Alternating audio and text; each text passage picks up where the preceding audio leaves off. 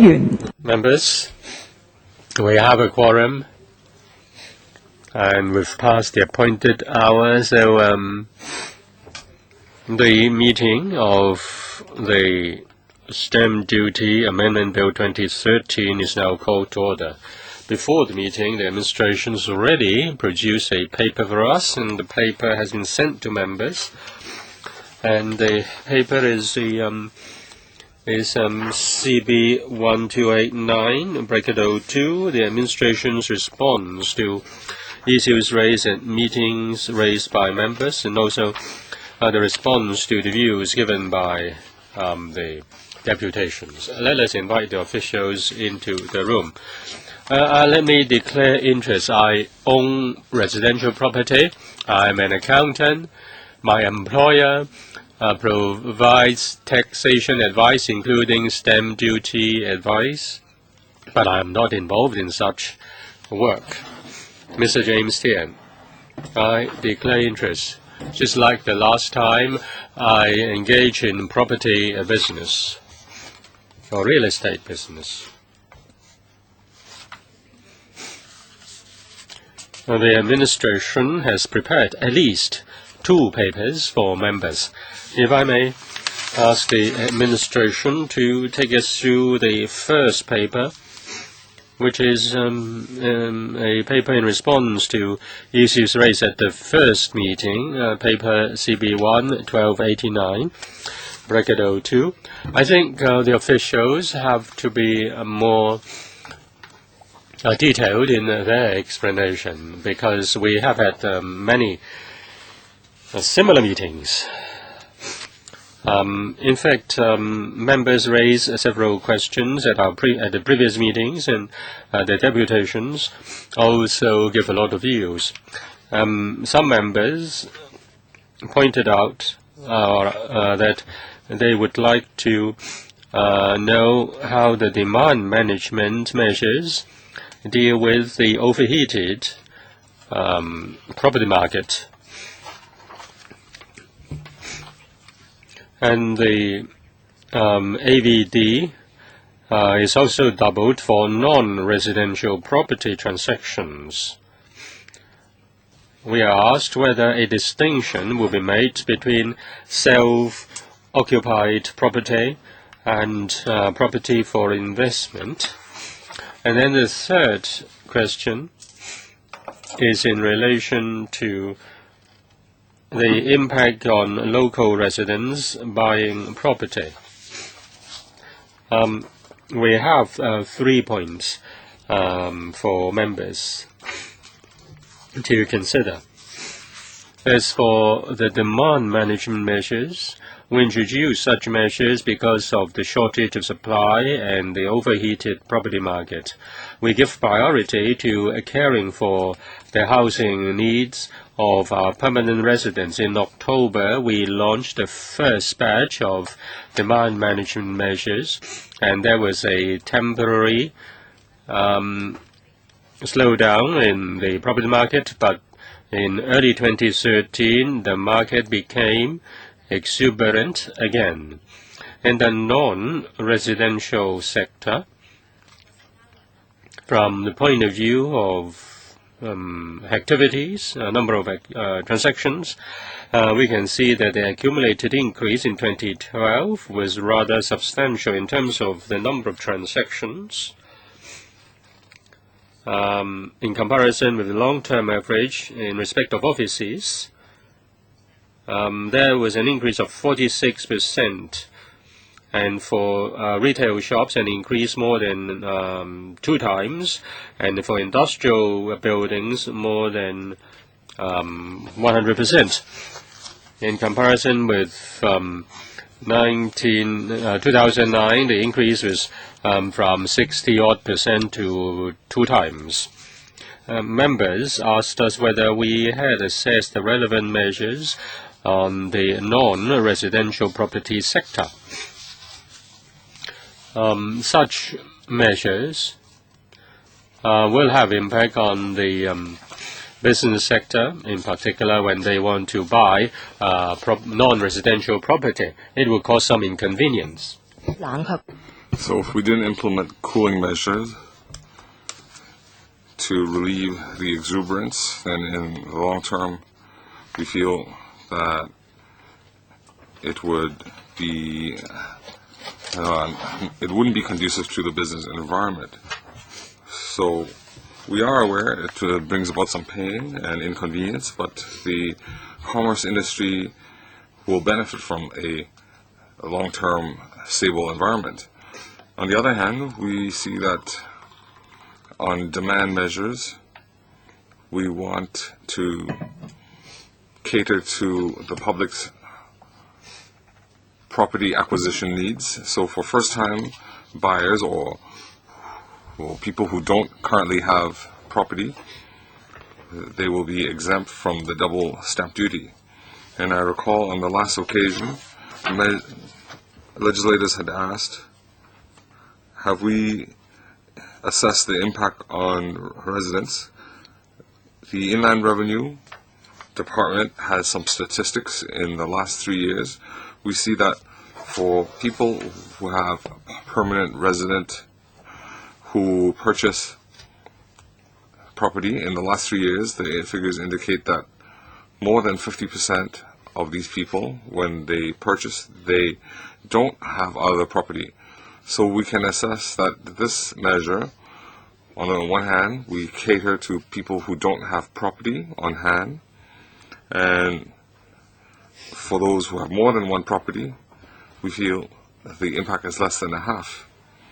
And the third area we'd like to point out,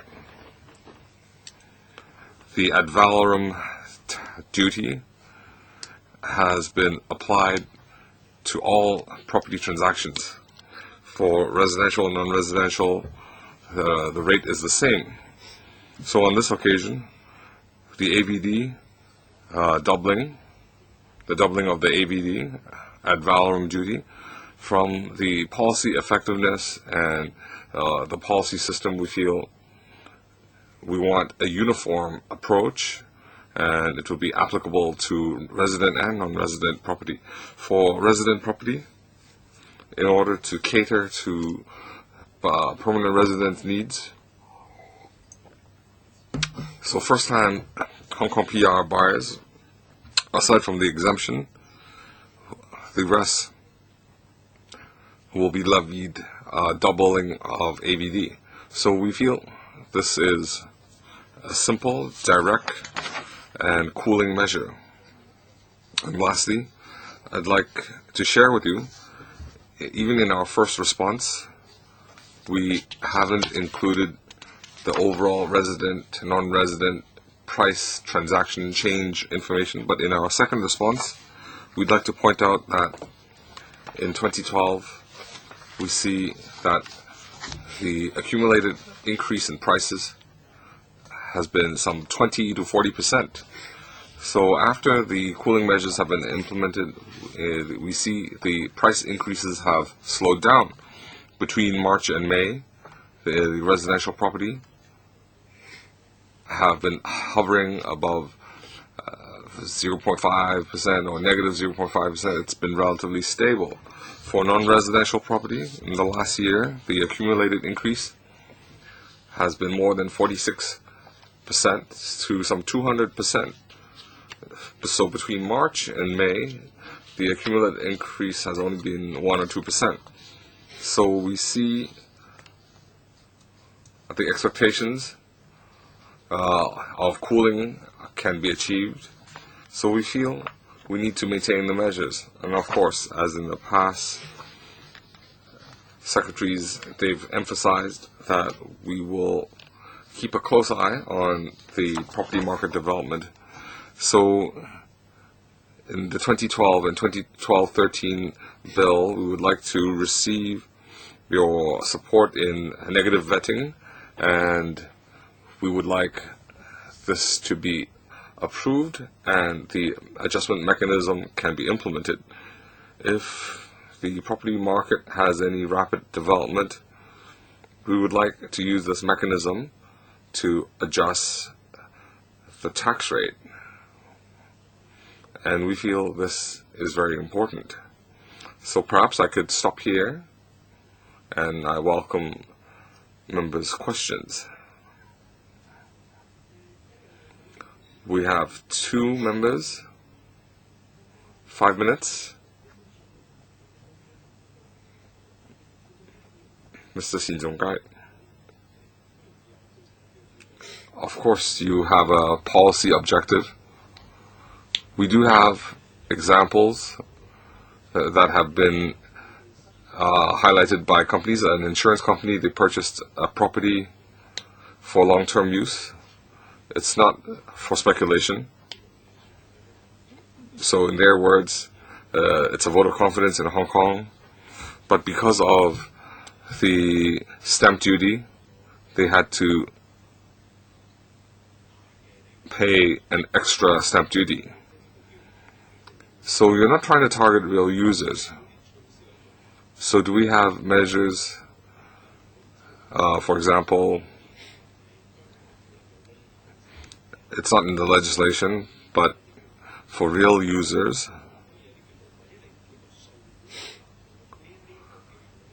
this double stamp duty, the double part, can it be paid when they sell the property? If they don't sell it for 3 years, I assume they are a long-term user and they won't need to pay it. If you flip it within a year or 2, then you need to pay the double stamp duty. So real users would not be penalized, in their words. So do you have these considerations? In our first meeting, this was a general request. What's your latest stance? Thank you for the question.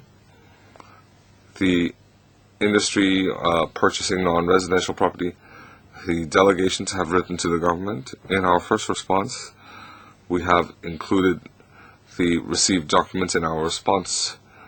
Put simply, in the non-residential market, we don't differentiate self-use or investment use. The ad valorem duty tax over the years has been applicable to all property transactions. In the non-residential market, we see the exuberance. There isn't indication that there is short-term speculation, but we see that in the residential market there has been exuberance and speculation. So in 2012 non-residential market, whether it is prices or transactions, there have been significant increases. So when we implement the demand measures, there's a cooling effect. So the AVD will cool the exuberance. We feel it's necessary. If Mr. Xin, you said, if we differentiate whether it is self-use or short-term speculation, then we need to consider other taxes. For example, in the residential property market, we need to add an extra stamp duty to regulate short-term flipping. We feel that at the current stage, compared to AVD, we not only need to add another tax, it might not have a cooling effect because the costs will only be the buyer will only pay it when the property deed or title is transferred. So we feel the AVD is a more immediate and effective tax. Yes, you're mowing down everybody with a machine gun. So for long-term investors or long-term users, you're targeting them as well. Is that your policy? I'd also like to ask, wasn't this week, last week, an industry delegation, rally group, they had put forward some requests. I won't repeat that. The government should be aware. Could you respond that companies are they are shareholders are Hong Kong residents? Can they be exempted and so on?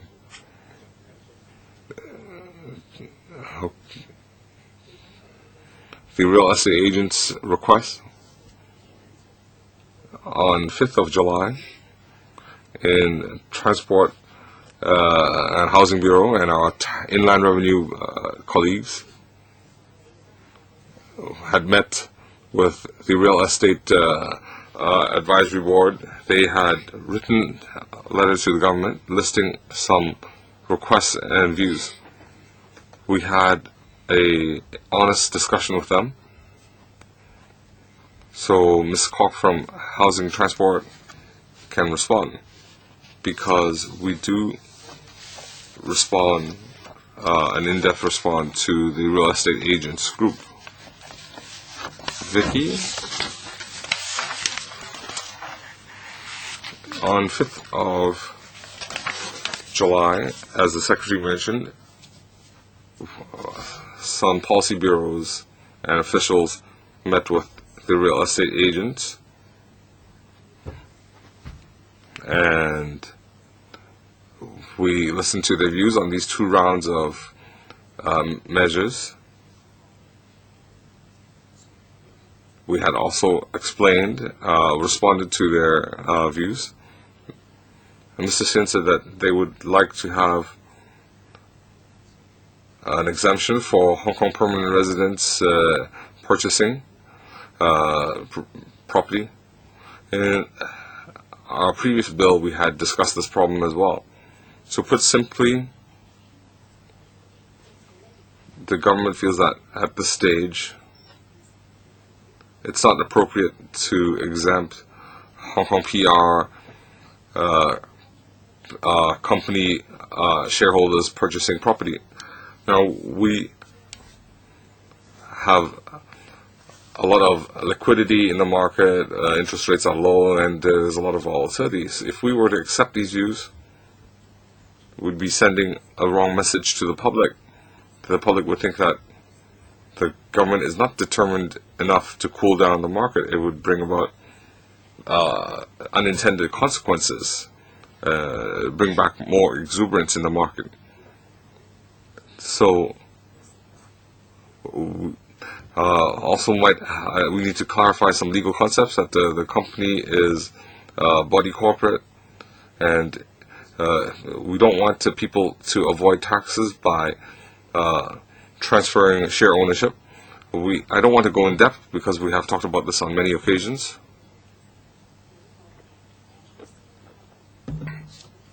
The measures are interrelated and it needs to be uniform. If we increase loopholes, it would undermine the different demand measures. So we understand that the majority of Hong Kong people purchase property under their own name for self-use. So people who purchase property with a company name, it's just to make it convenient for asset management. So even though it would add to the cost of purchasing property under a company name, but it does not undermine their intentions to purchase property. So to summarize, under extraordinary circumstances, we need extraordinary measures. We don't want to intentionally or unintentionally undermine our cooling measures. So in our meeting with the real estate agents, we had also explained this in detail. Mr. James Tian, Chairman, the government said that last year prices went up 30-40%, and this March to May, since the administration introduced the so-called double stamp duty, there was a decline in transaction, and number of transactions, and then property prices only increase plus or minus 0.5%. I think the question is how much one spent on buying a piece of property. Now, the price may have increased by 1%, but the administration has charged 4.25% to 8.5%. Now, if property prices if property prices have risen by 1%, and then they also have to pay, say, another 7 or 8%. In fact, the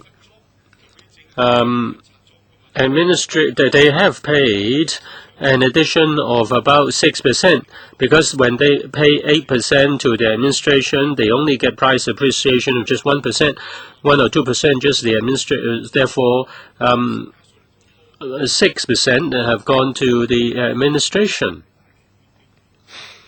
Now, because they have paid an extra 6% on property prices, the administration has taken 4.25% from them. Now, if property prices have fallen by 5%, and then you charge the stamp duty 4.25%, you may say that the prices have come down. I think according to your data, you say that property price is stable is in fact misleading. Now, who is to respond? If I may respond to Mr. James Tian's view, I've heard Mr. Tian has said something like this. I just want to point out another perspective. Now, we need to give priority to the housing needs of the permanent residents of Hong Kong. As for those who are HKPRs, if they buy property for the first time, or if he doesn't hold any property at present, then he is paying the AVD at $100 as from $100 to 4.25% of the value of the property. For the majority of the people who do not hold any property, the cost in respect of the AVD remains the same.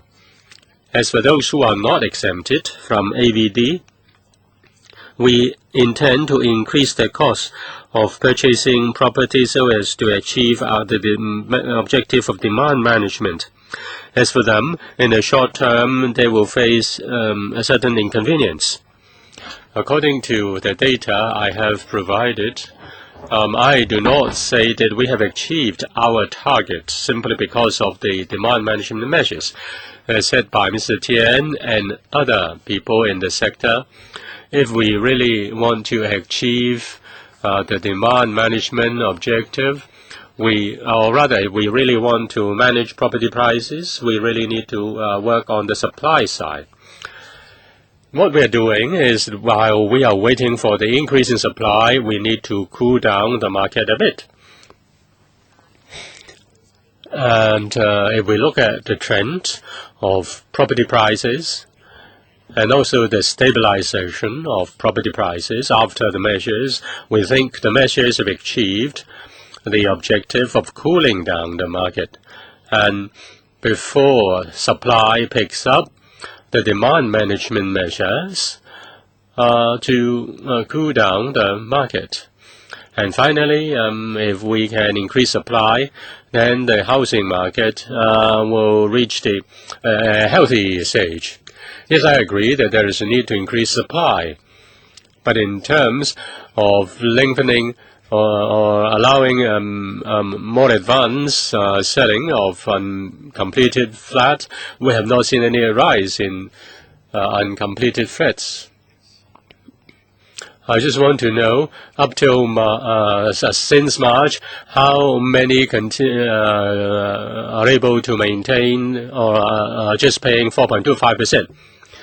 Now, since 2013, since the beginning of 2013, we've done some statistics until March, April. As for HKPRs,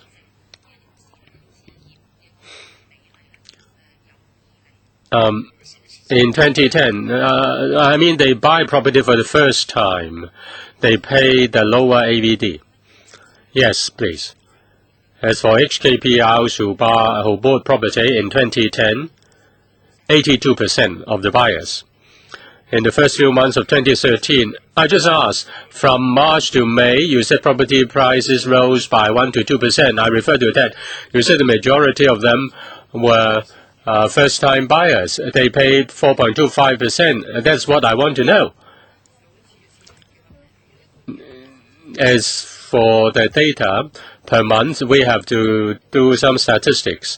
Well, you're misleading us. I say that they need to pay an extra about 6%, but you say the majority of them are first-time buyers, and now you can't tell us a number. Now from 2010, 82.3%, and in 2013, 96% HKPRs. And we can provide the details. Yes, give me an answer in writing then. Let the Permanent Secretary, let the Secretary finish first. Yes, I can give the data to Mr. Tian. Do you need the number? I only need the numbers for March to May. If they are all HKPRs, if all the buyers are HKPRs, then they don't need to pay the AVD. Now, of 1,000 cases in March to May, are all of them HKPRs? I really want to know. Next, Mr. Kenneth Leung. Thank you, Madam Chairman. Concerning the AVD, I've discussed with the administration on several occasions. And I know that on the policy side, you need to introduce the measures with force, and therefore you do not give any exemption. I have no strong view against the stamp duty proposals. But if a business wants to buy an office, then the business will have to pay an additional 4%, and that undermines the competitiveness of the business. Now you say it's difficult to give exemption, but if you don't give exemption to self-occupier, then when Mr. James Tian take action, you will have to bow down, and you will have to come before him cap in hand. I'm talking about commercial property. Now, when people buy property, or rather when buy commercial property, then they'll have to pay DDS. And if the buyer still occupies that office, can you give exemption? Now, if the property is given for use within a group, say, for example, Section 45 definition, say, if the property is used by the group, or used by the buyer himself, then you need to consider whether after 2 years they can make a declaration, and then they can ask the administration to refund the additional AVD. Now, for first-time home buyers among HKPRs, they are exempted from the double AVD. I think you should apply the same to businesses. Say, if the property is for their own use, if the property is for the use of within their own group, then exemption should be given. If you don't give such an exemption, I can certainly tell you that the chance of getting this bill passed is nearly zero. We've mentioned that many times before. Will you consider any refund? That's safest. It will not undermine the effectiveness of the bill. Have you considered that? Now, in fact, we will certainly, we do certainly listen to members' views. We do maintain communication with members, and we have been doing that in the past month. Now, the demand management measures carry a message, and we are concerned about the message and effectiveness of the measures. At present, interest rate is low, and there is high liquidity in the market, And we also know that supply has yet to pick up. If we are to consider any adjustment or exemption in respect of our proposal, we cannot do that lightly. We are concerned about the effectiveness of the demand management measures and also the message arising from such measures. If we are not careful, then the effectiveness of the measures will be undermined. As for the refund proposal,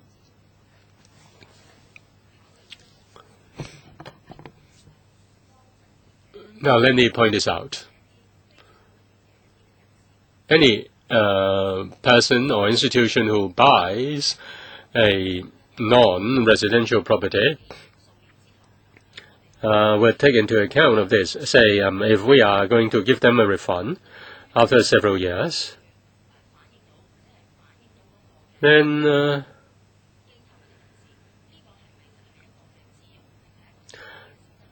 how can we be sure that it is for investment or it is for own use? And in defining such in a fair manner is very difficult, and we have to think through that very carefully, and we have to listen widely. As for whether exemption should be given, we'll continue to look into that.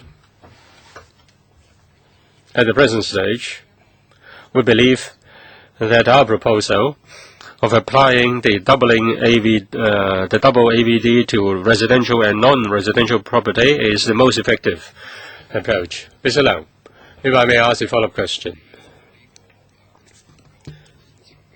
In considering giving exemptions, you can be flexible. Say, there can only be one exemption for one piece of property for one group.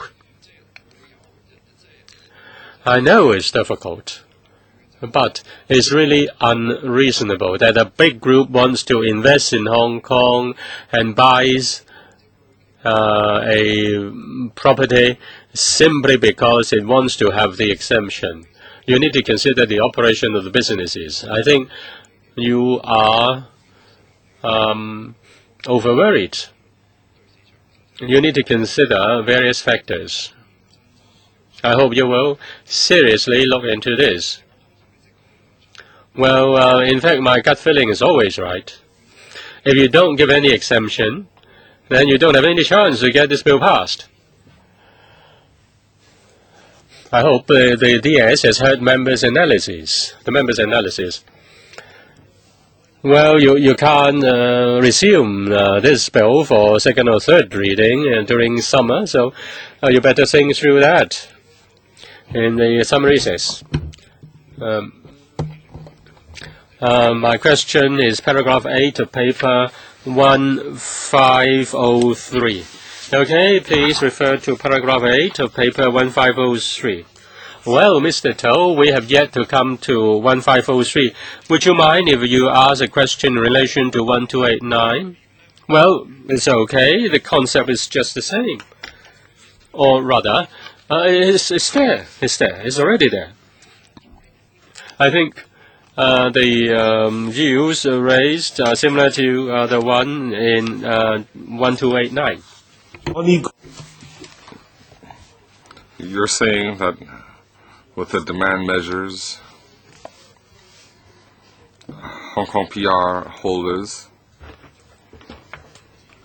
they make up more transactions. You won't be complacent. The idea here is in 2010, 11, 12, 82%, 86%.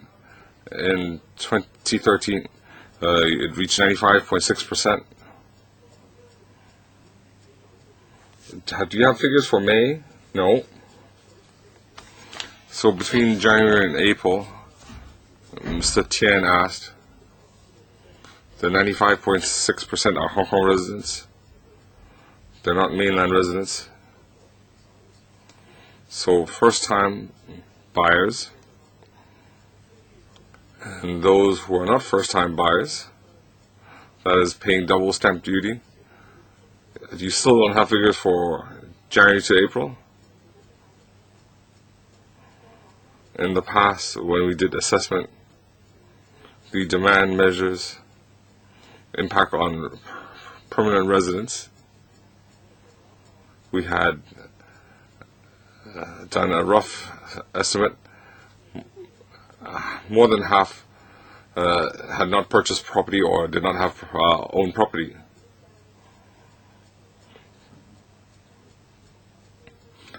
We will conduct analysis on the transactions.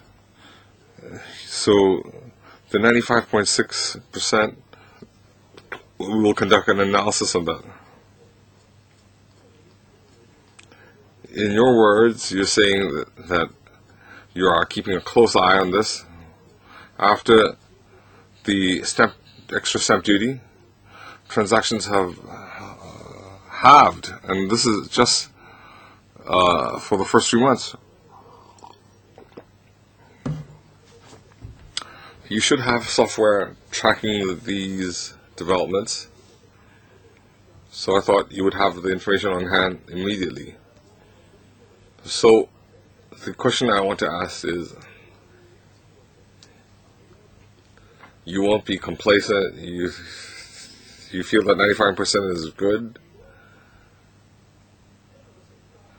but if transactions are very minimal, almost half, you have another extra 10% Hong Kong residents.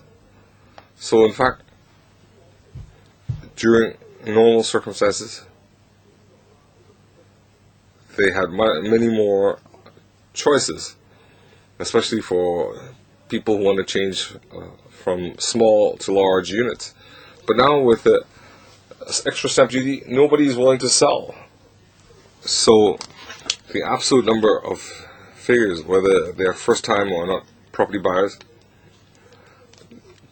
their figure is a lot less than the people who were able to purchase property in the past. So you're saying the percentage has increased 95%, but the absolute number of figures are actually very minimal. The reason being, one of the reasons being, there's nobody offering their apartments for sale.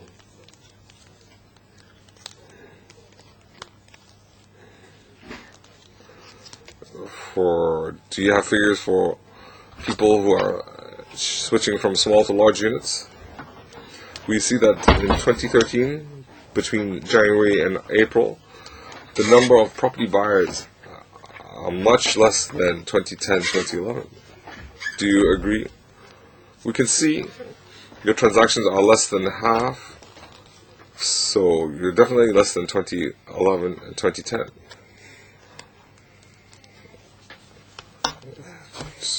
Some legislators had asked, after introduction of extra stamp duty, the number of ratio of local property purchases. Ultimately, whether people purchase property or not depends on their income, their family circumstances. So from the government demand measure, we're not trying to encourage more people to purchase property. We're just trying to say that after implementing the buyer stamp duty, the whole residential property market, some 14-15% were non-Hong Kong permanent resident buyers. We now have more Hong Kong PR holders, users entering the market. So this is the message we want to highlight. But if very little Hong Kong people want to purchase property, there's nothing we can say. You're trying to say that the ratios have gone up, but in fact the absolute numbers are less. So do we have priority In fact, we have a lot of people who are not able to afford property.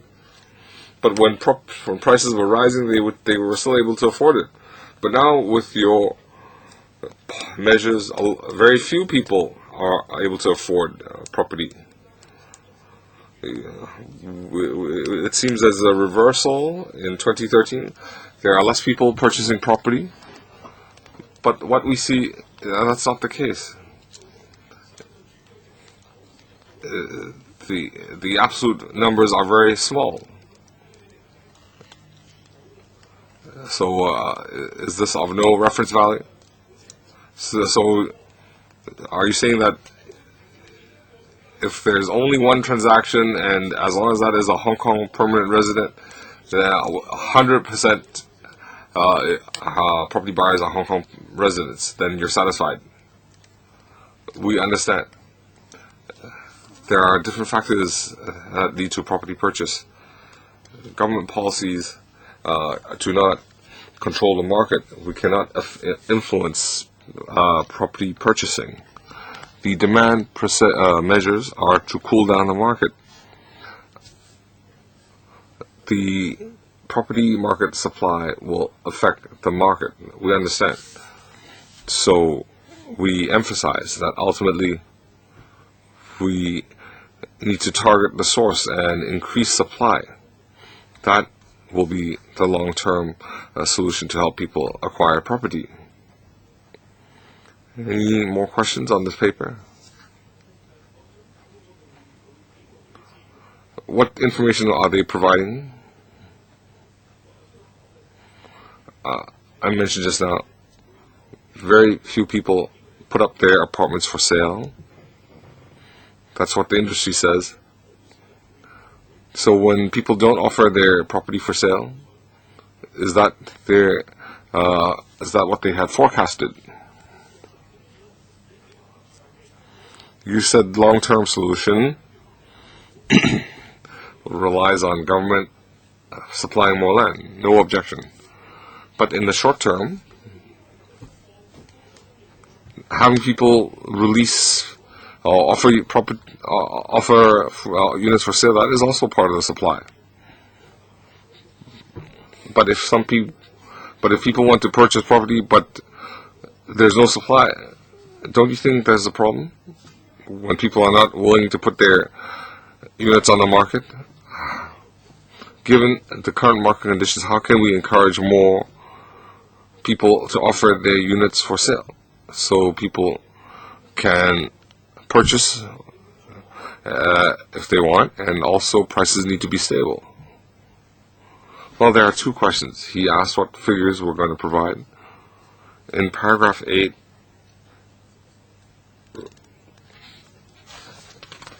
especially in the first few months in 2013, Hong Kong PR holders property acquisition will conduct some analysis and provide members with the figures.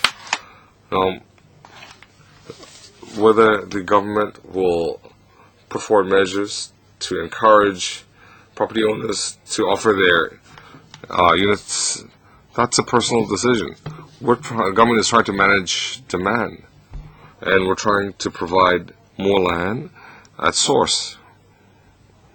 So, in the secondary market, whether the public offer their units for sale, that's a personal decision.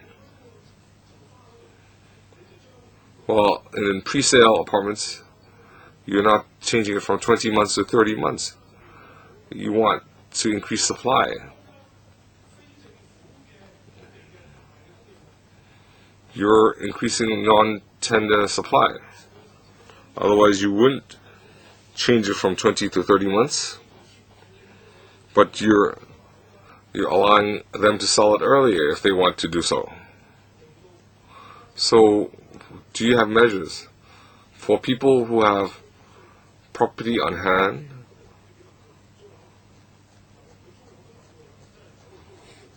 to allow them to sell? Do you feel, or will you be repeating your answer? You're not. Well, the government looks at it comprehensively, whether it's for self-use or investment or for sale.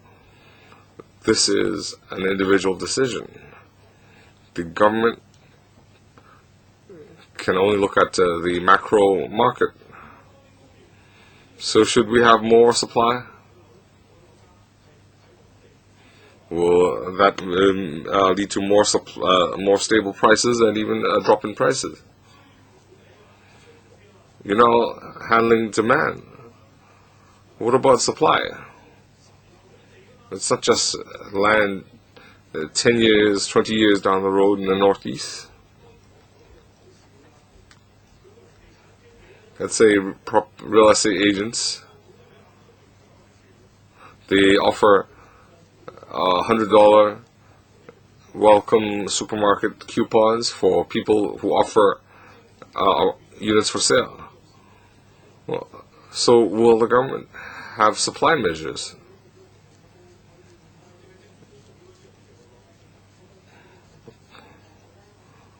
All I can say is, in the long-term housing supply task force, they will have a report in September, and they will conduct public engagement. So supply is a large topic. Pre-sale apartments and releasing more pre-sale units, and in the secondary market, the title transfer and so on, supply that Mr. James Ho mentioned. This should be dealt with in the short, middle, and long-term review.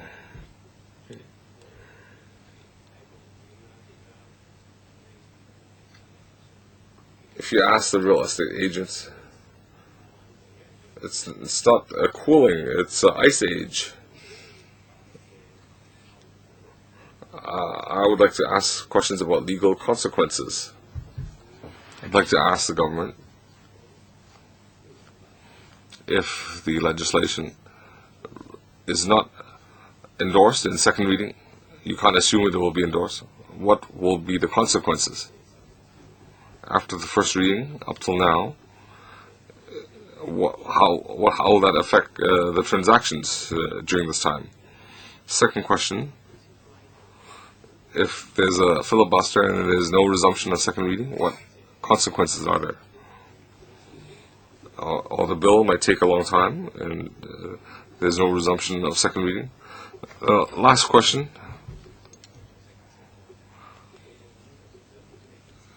Does the government have any specific targets to repeal this legislation? Let's say you've went to second reading, third reading, and it takes effect. So are there any conditions that will lead you to repeal this? Let's say there's an increase in supply, or when prices drop 20%. Do you have any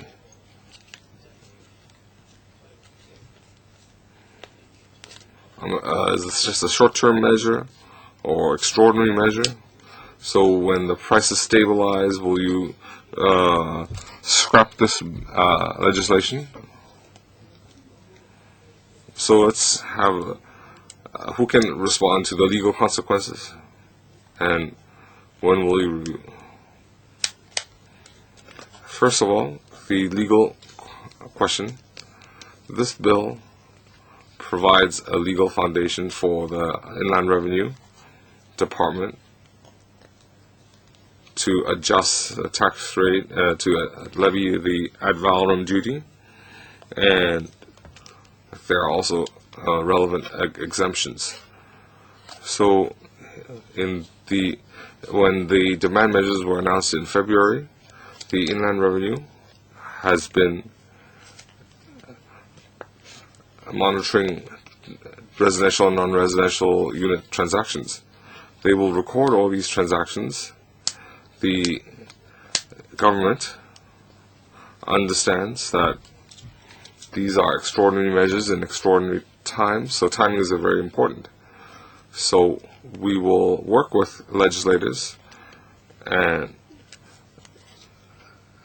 we would like it to be endorsed as soon as possible, such that the Inland Revenue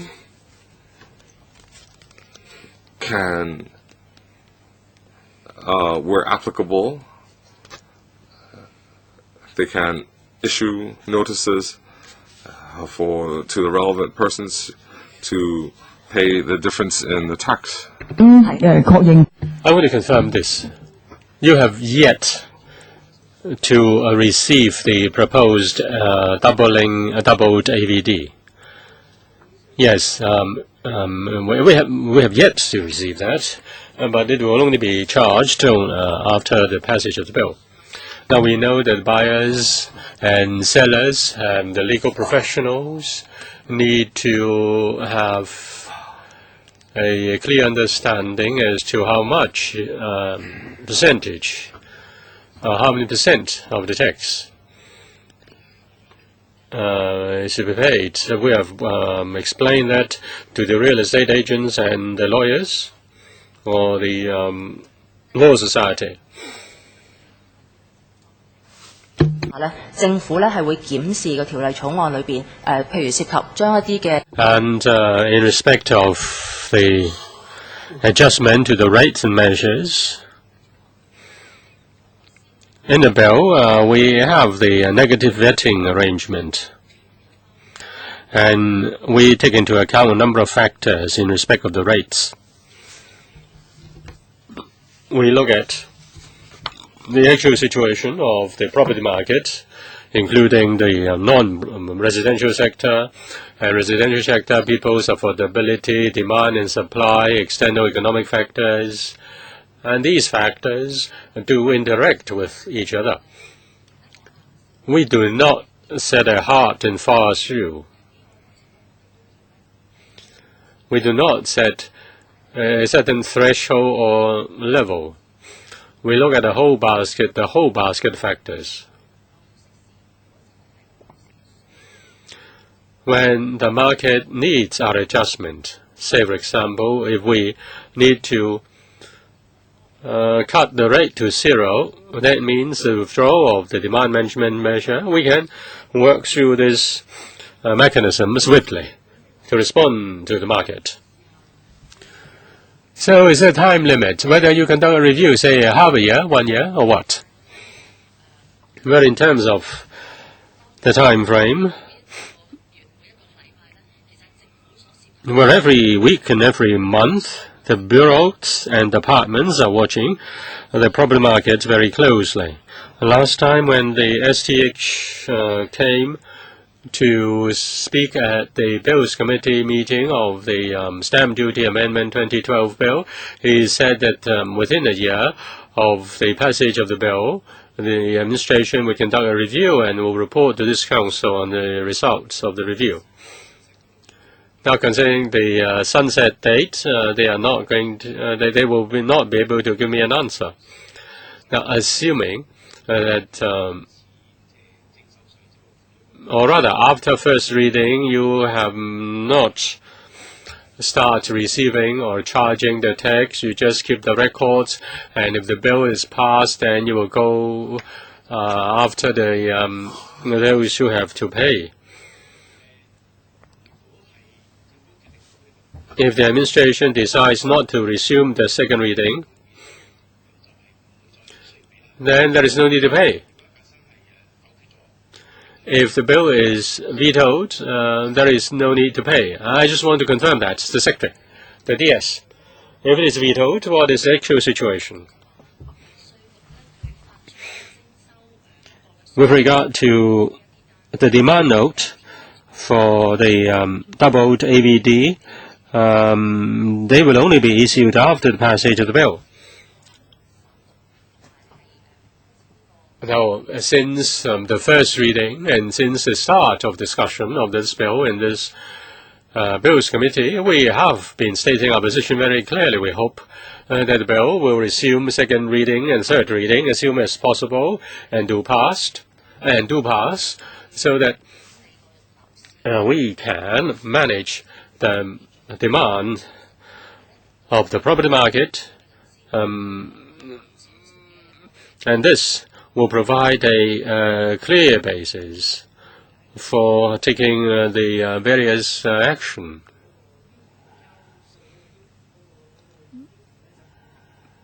So if the bill is not passed, then there will be no demand note at all. As for the demand note for the double AVD,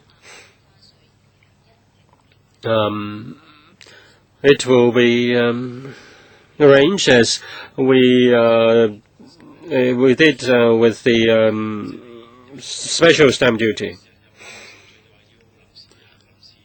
Now people have to sign the provisional S&P, then they sign the S&P, and then they have completion. So which date is the date for charging a double AVD?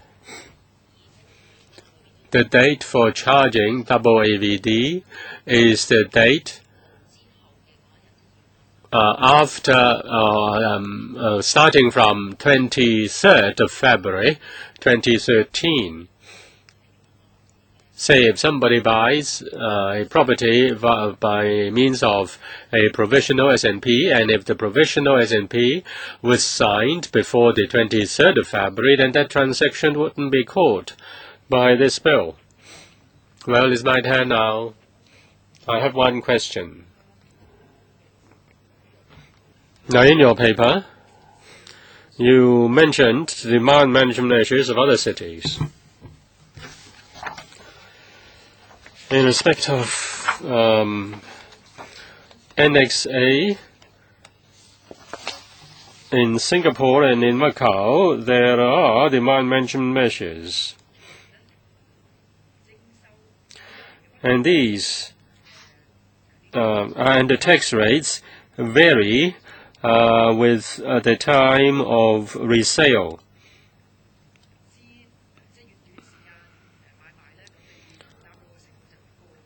The shorter the resale, the higher the percentage.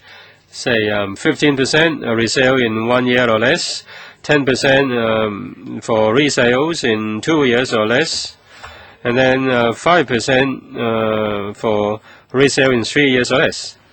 But in Hong Kong, we don't give any exemption, even if it is a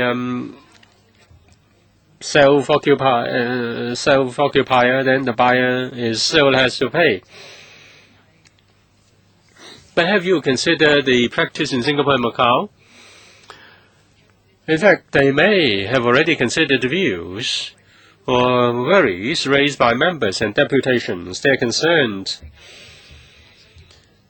about demand management measures attacking normal business activities.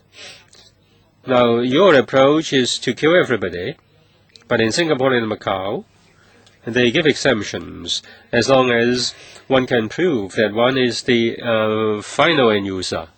So why can't you consider that? Thank you, Chairman. The information we provide here is in response to a question raised by members. We want to inform members the practice in different places. In considering our demand management measures, we have, first of all, to consider the local situation.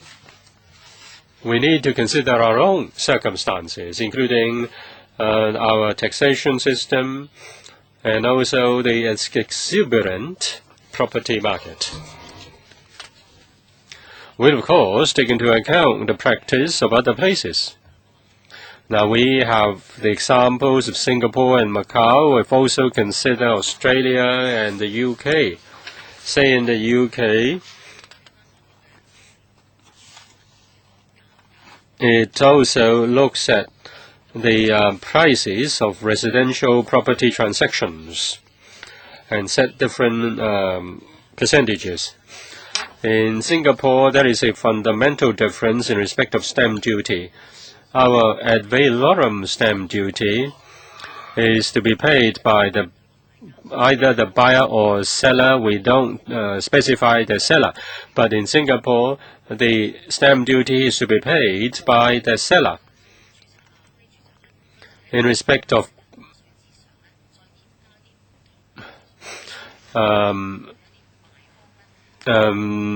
property, different types of property, Singapore targets at Singapore has other specific measures. Different places have different taxation systems. In Singapore, they had to deal with speculation on industrial property, and therefore they introduced a special arrangement. Since January until now, in terms of number of transactions, in terms of prices, one cannot see any significant impact. So, as to whether the measure is able to cool down the industrial property sector is difficult to say. I just want to stress that we're just here to share with you the practice of other countries. But in drawing up our own measures, we need to consider our own circumstances. I want to ask you, with regard to Singapore, the information is only in relation to industrial property. So does it mean that they don't have any demand management measure on commercial property? No, they don't have. They only have the measures on industrial property. They think that is rather heated in terms of industrial property, and therefore they introduce those measures. So in Hong Kong, the situation is different. Well, of course, I understand different countries have their own circumstances, and therefore they have different demand management measures to cool down property market. But I do agree with, or I tend to agree with, the observation of Mr. Kenneth Leung. Apart from considering whether your measure is harsh enough, you also need to consider whether you have enough votes to get the bill passed. And if you can't get the bill passed in this council, then you may send an even worse message. Well, we can't finish our work within summer, before summer, and so you still have some time over the summer vacation for you to consider the proposal. In fact, at the start of the first meeting, some members asked you to withdraw this bill. And you may find it difficult to withdraw the bill, but if you don't give exemption to the real user, then you really have a difficulty in getting this bill passed. In Singapore and in Macau, they have different rates for different time periods of holding the property before resale. Now you can charge and receive the tax first, and then the seller or buyer can prove that whether they buy or sell the property for speculation, and then you can give a refund that will also achieve what you want. Mr. Poche. Madam Chairman, I've asked a similar. I want to ask a similar question. The administration gives people the impression that is too anxious to get results, and therefore it tends to overkill. In Singapore, the government is renowned for being harsh and precise, and they are not doing what the SARG is doing. They do provide different tax rates for different periods of holding onto the property. And they also give different treatment to permanent residents, foreigners, and other entities. I think we can do similar things, but the issue is very clear. They are very careful, and they do not aim at an overkill. I think in Hong Kong, our government wants to prove that it is effective, even if at the start it doesn't get enough support from the people. They want to prove itself.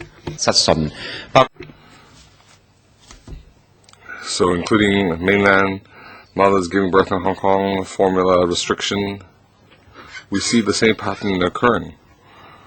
So the government should consider we don't need to copy what Singapore is doing verbatim. So we do need to think through it carefully. Second,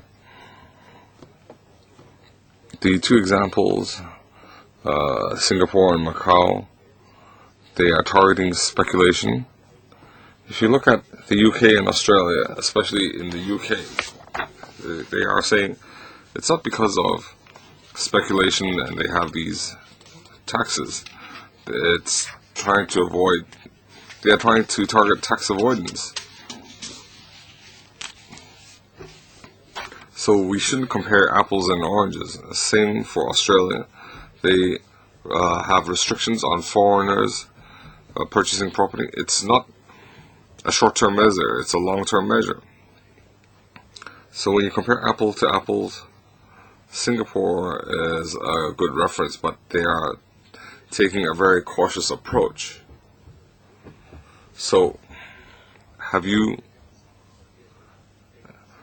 made reference to a cautious approach, or are you just chasing end results regardless of the outcome? Thank you for your views. Singapore and overseas jurisdictions, we make reference to them, but we don't have to apply the same in Hong Kong. I'd also like to point out that in Hong Kong, in 2012 non-residential market, it's very different from Singapore. We saw that the exuberance in the industrial sector, office space, retail, or industrial buildings, it was very exuberant. The transactions and prices compared to the long-term average, office space went up 46%, industrial buildings went up 100%, retail went up some 250%. If you look at prices compared to the peak in 97, non-residential office space went up 68%, retail went up 150%, industrial buildings went up more than 200%. So we saw exuberance in non-residential buildings. In the 2012, we see that we needed immediate cooling measures to prevent the exuberance spilling over into the non-residential sector. So we feel that the AVD can help us rein in the spread from residential to non-residential markets. So our conditions are different from overseas.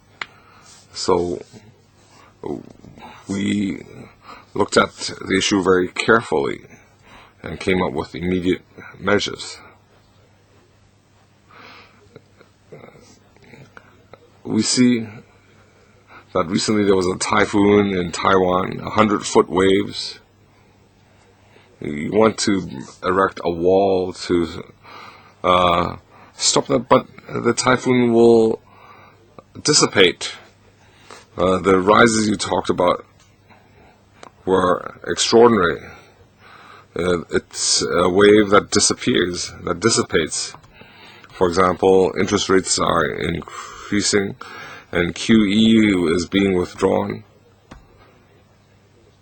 So are you trying to erect a wall to stop the waves as in Taiwan? So in the bill, we have a negative vetting to coordinate with our measures. We're not keeping an eye on it every day, every week, every month. We will adjust the tax rates to respond to the markets. We understand that there is a need.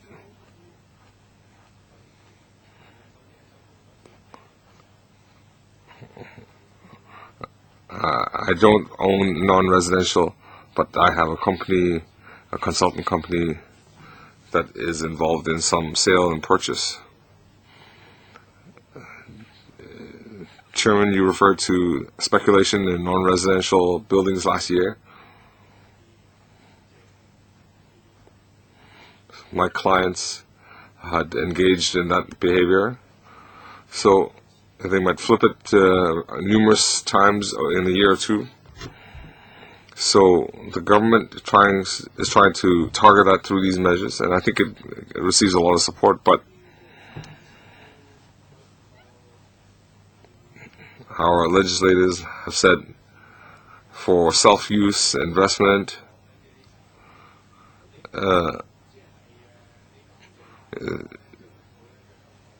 so Hong Kong people feel unwelcome with their investments. The message we're giving people now is that the effect, it's not trying to deal with the original question. You have a mechanism. You should have a mechanism for tax rebates who are actually long-term users. So I hope the government can think through it carefully. Regarding Hong Kong people upgrading and a 6-month grace period for HOS, a pre-sale period of 24 months. How can you upgrade in 6 months? You still need to rent. So you need to identify, you have to renovate, you have to purchase. How do you set the 6-month period? So I hope the government can think it through. Otherwise I won't vote for it.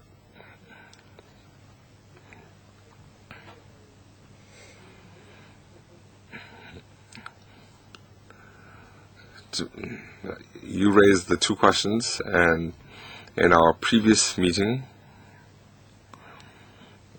we had heard concerns and reservations for non-residential units. We need to emphasize that for non-residential market it's necessary. The figures I shared with you indicate that in 2012, compared to 2011, the price increase needs to be dealt with. So the government needs to take some measures. In our vetting procedure, we've heard calls for adjustment. We need to think it through. First of all, we have to consider the cooling effects on the property market.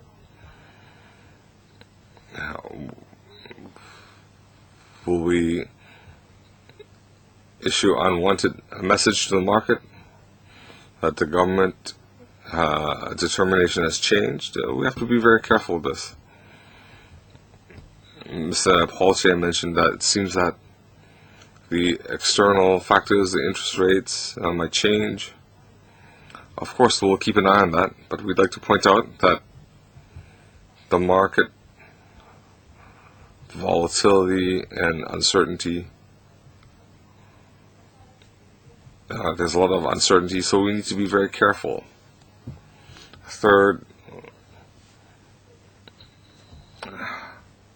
how can the policy be implemented through legislation? I think that's very important.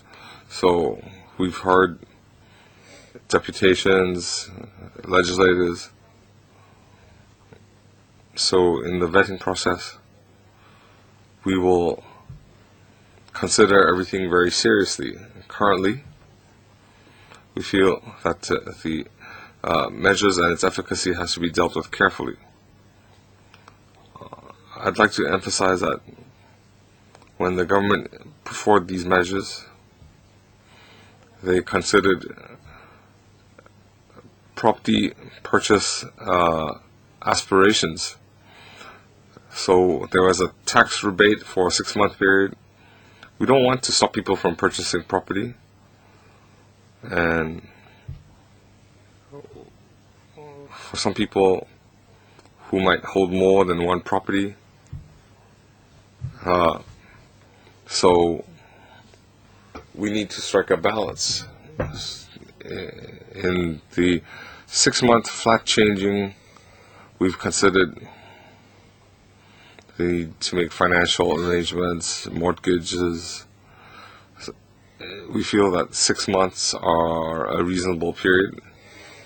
It allows them some buffer time, and given a tight supply, we don't want people to hold on to more than one property for a long time. So we might not be able to cater to every case, but during the bills stage, we feel 6 months is a reasonable arrangement. Have they analyzed actual cases? And 6 months, could they give us a detailed analysis? How long does it take to find an apartment? And they must have some basis. They're talking about long term. I just want some figures. We can provide that later on.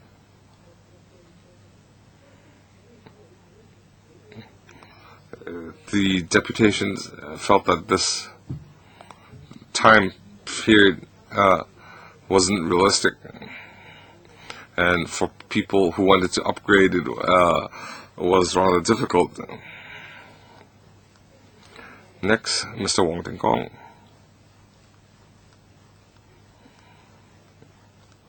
I own property. I am not leasing or selling or purchasing in the short term. So does the government feel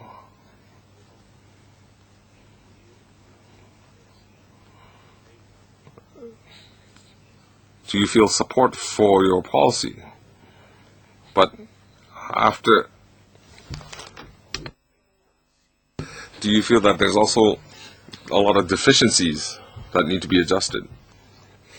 Do you feel this? Will you let him? Could you respond to that question first?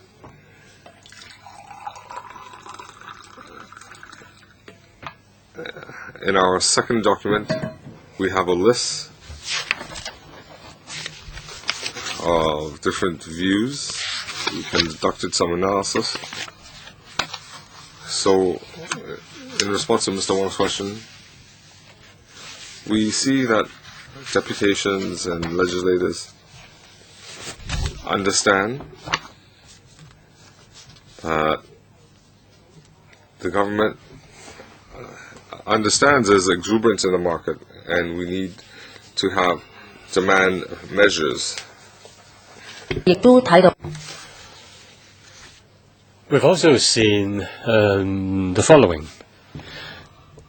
Now this, we also see that in other bills committees, it is a platform for interaction. Different people may have different views and suggestions, and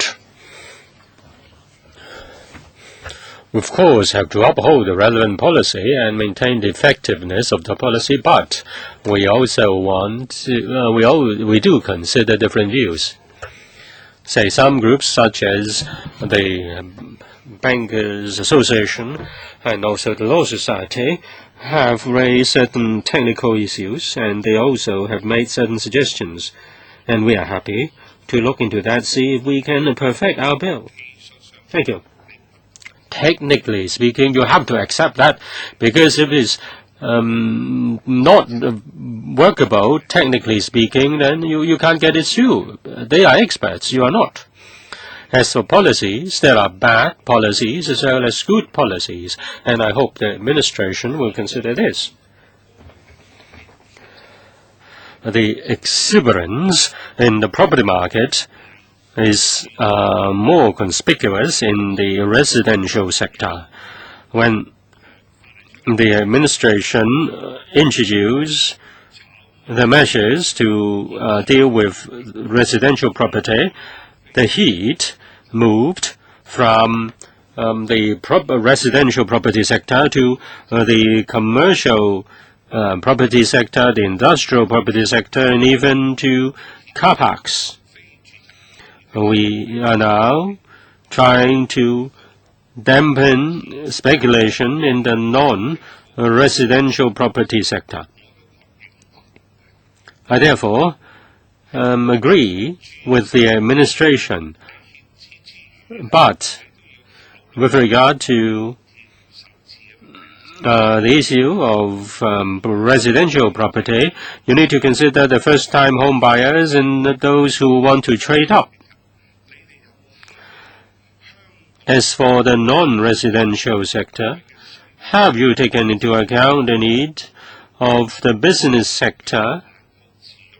Say one buys a shop, one buys an office for his or her own use.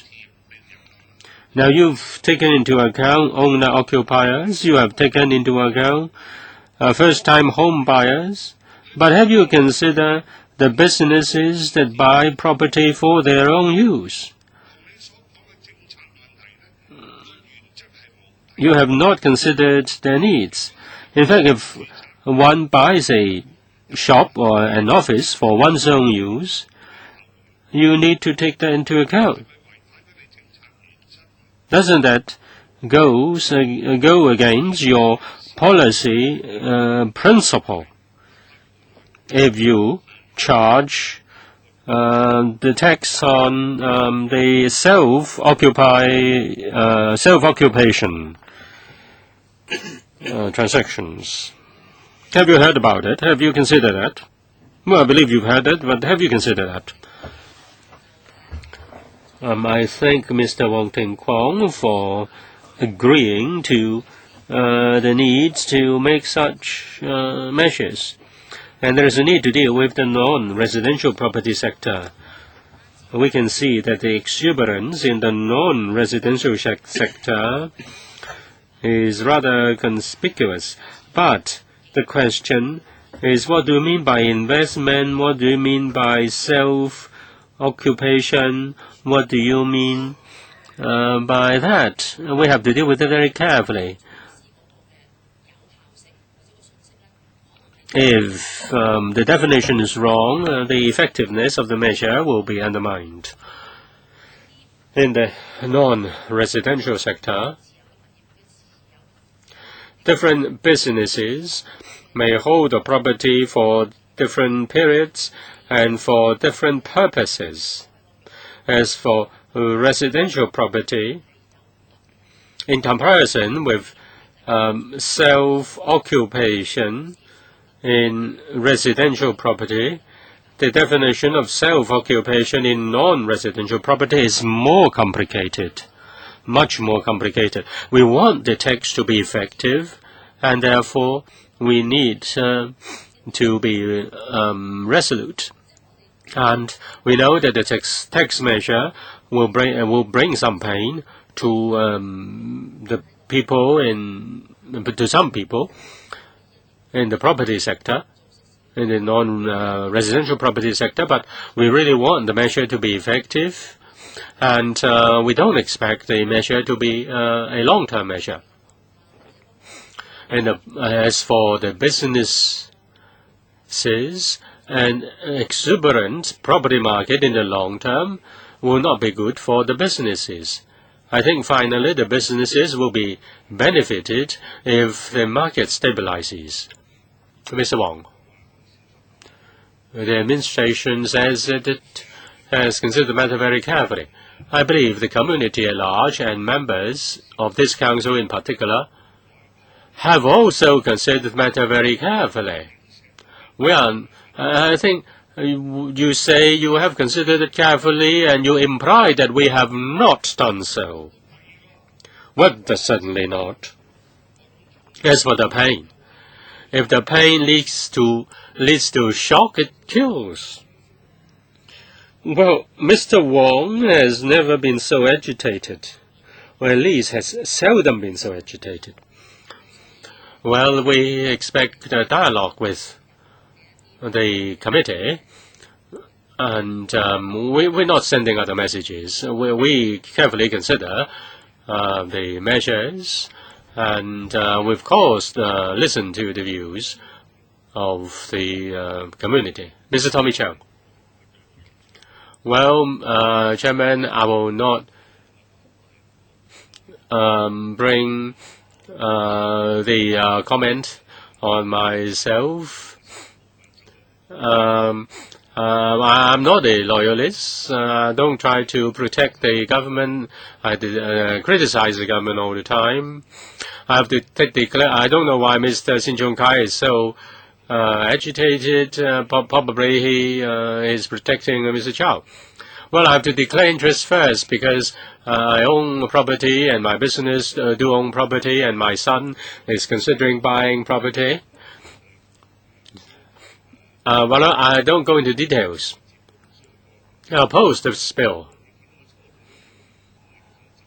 Well, I intend to go. But if I don't speak to but when I heard the DS, I'm really angry. I don't want people to put the blame on me. Don't put the blame on me if you don't get you have a problem with this bill. Mr. Wong has said that the administration has not thought through the matter very carefully. I just hope that the administration will not change the bill simply because it wants to save face. I have studied many bills. I agree with the official. Mr. Dr. Yok Chow introduced the practice of Bondi Beach to Hong Kong. No smoking on beach. But there is only one beach in the world that bans smoking, and that's Bondi Beach. But why don't you ban smoking in the streets? In Japan, they ban people from smoking in the streets. But they do allow people to smoke in the office. Well, sorry, perhaps I have taken up your time. I really don't agree with the proposals of the administration. It's a pity that the directors of bureaus, be they present directors or ex-directors, they take a leave from other countries. Some members also say that Singapore has standard working hours. But what about minimum wage? Now, you can find examples around the world. Now, the Secretary, the DS, said that property prices are rising, including industrial property. I think as for property prices, when the Chief Secretary for Administration was the Secretary for Development, she made a proposal. The industrial property at that time was just stinking.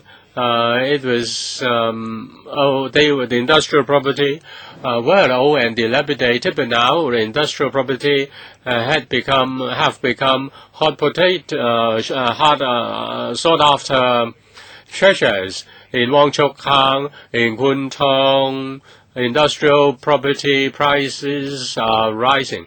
It's not because of the measures of residential on residential property. People speculate on car parks, car parking spaces. Look at car parking prices of car parking spaces. Do people continue to speculate on car parking spaces? They've bought car parking spaces. They find hard to let it out. Nobody rents car parking spaces, and car parking spaces are not good enough even for putting a coffin. If you speculate, you may burn your fingers. Well, just like you deal with the landfills, you have to go back and think about it. Think hard on that. If you get enough details, if you get enough votes, you try to rush it through. And you leave the details to the devil. Now you don't get enough votes. Even the DAB says that it is not going to back you up. If they don't back you up, then you can't rely on the Liberal Party, because the Liberal Party have already asked you to withdraw the bill. You don't just look at the DAB. You shouldn't just look up to the DAB and ask for help from them. Madam Chairman, I will say a little bit more. They don't need to answer me. We are really worried. Recently, this is the most controversial bill which have attracted the adverse comments of the consular offices. The consular officials are rushing through our doors, making their complaints. Fortunately, our doors are open. Otherwise, the doors might have been crashed. It's really damaging. If the overdosage is very serious, many SMEs use their property, mortgage their property to get financing for business. And if there is a collapse in the property market, banks will tighten credit, and then the SMEs will have to follow up. Now you say young people are complaining they can't buy property, but you need to concern about the middle-aged and also the elderly who mortgage their property to do business. You say you read the newspaper, you see that young people are complaining. The elderly don't complain, they're doing business. And then if you strangle the markets, then they will fold up their business. Yes, concerning the view of Mr. Chang, I'll say a few words. Concerning this bill, we launched the bill because we want to introduce demand-side management, and we need to strengthen our efforts in this regard. As for the business sector and the overseas chambers of commerce, they do make some suggestions, and they are rational and reasonable. We will continue to maintain communication with the chambers of commerce and the real estate sector. Yes, so the second point.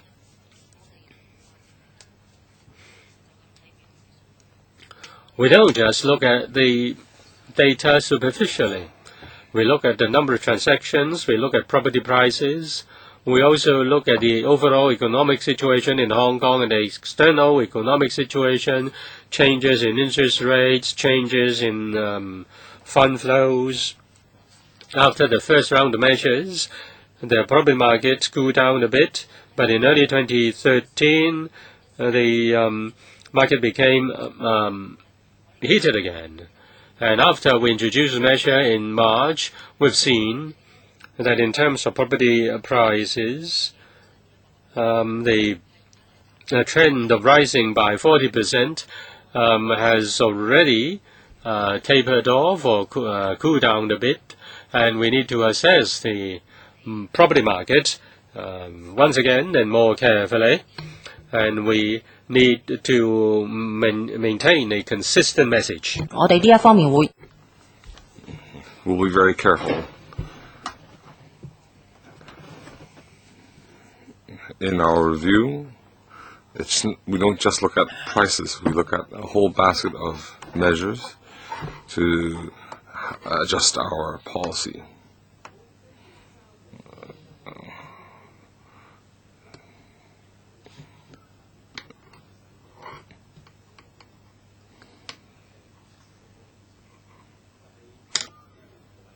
The legislation has two parts. It adjusts the tax so the inland revenue can increase the transaction costs. The second part, as you mentioned, authorizes the inland revenue for negative vetting. So, even though we've heard objections and people calling for exemptions, but regarding negative vetting, is it necessary? If you want to increase the tax or decrease the tax, you can come to the Legislative Council. But now you can adjust these things without coming to Legislative Council.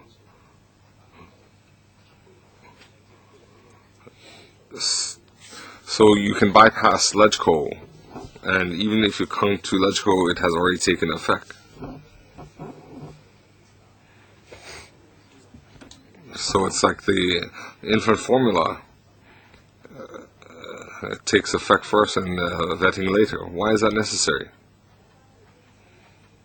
The mechanism, the negative vetting mechanism, is part of the subsidiary legislation.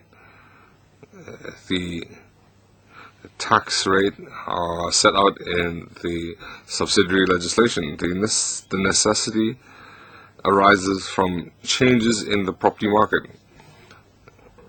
Let's say we need to adjust the tax rate downwards. Let's say if we adjust it to 0, then that means the tax is not applicable to the property transaction. And it can be done through gazettal. From the date of gazettal, the new tax rate will take effect. Of course, the whole vetting will comply with the subsidiary legislation. The Legislative Council can set up a bills committee to examine the subsidiary legislation. We feel this is a flexible and a fast responding mechanism. We had similar arrangements to have a quick response, as I asked just now.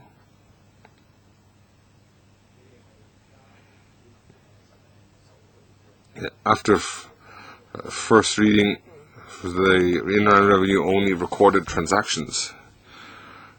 They couldn't issue notices to collect the extra tax. But with negative vetting, in the future, you can increase taxes. You can also reduce taxes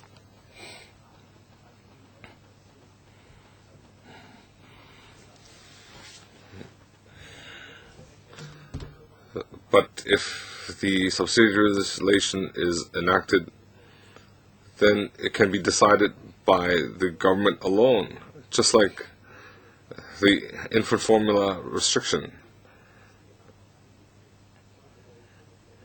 Then by second reading,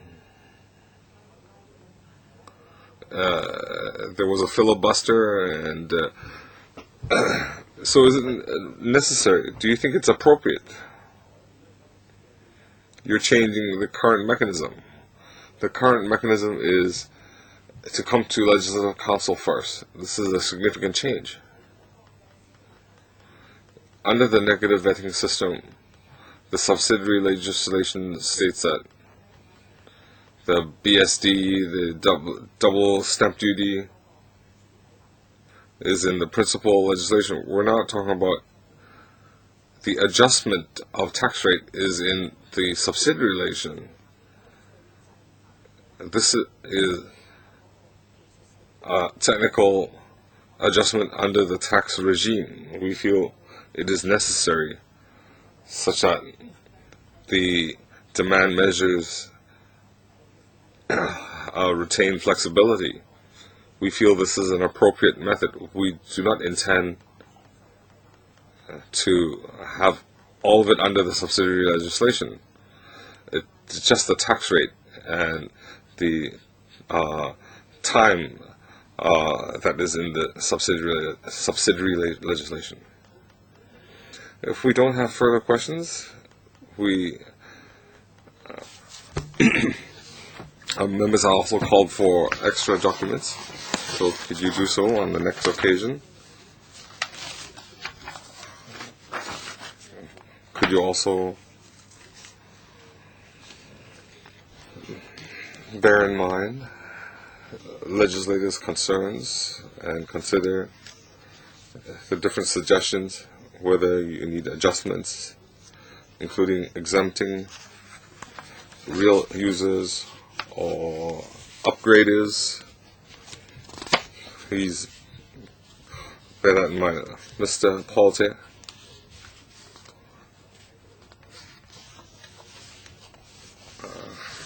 I have some interest in residential, commercial, industrial property. I'm also a member of the Law Society. It's related to the letter, the April letter. They put forward 3 requests in page 3. Some analysis on the measures, the efficacy of the BSD, DSD, and the sunset clause. Has the government responded, or is it being handled? The next document will deal with that. And we do have some submissions you can ask on the next occasion, including the Law Society and other professional bodies' views. In the latest paper, in the annex, we have the government's response regarding the Bank Association and Law Society. We have arranged communication with them. We will also meet with the Law Society on some technical issues, and if necessary, we'll also provide a written response, and these responses will also be circulated to the Bills Committee. We can deal with that in detail on the next meeting.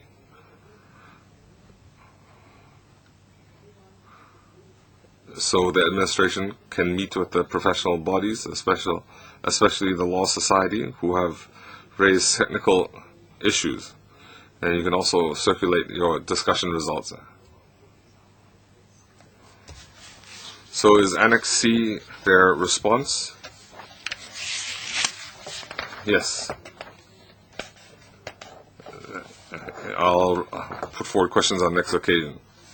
because of time constraints, I suggest we conclude here. Next meeting will be on deputations responses, or responses to deputations. So if you have any new information, you can bring it forward after the summer recess. After communicating with the Law Society, you can also provide that written response. The Secretariat will also submit the information to government. If we don't have any AOB, lastly, I suggest we continue our meeting in September, and I will circulate the times for meeting, and the Secretariat can make the arrangements. Okay? Thank you. If no AOB, we adjourn.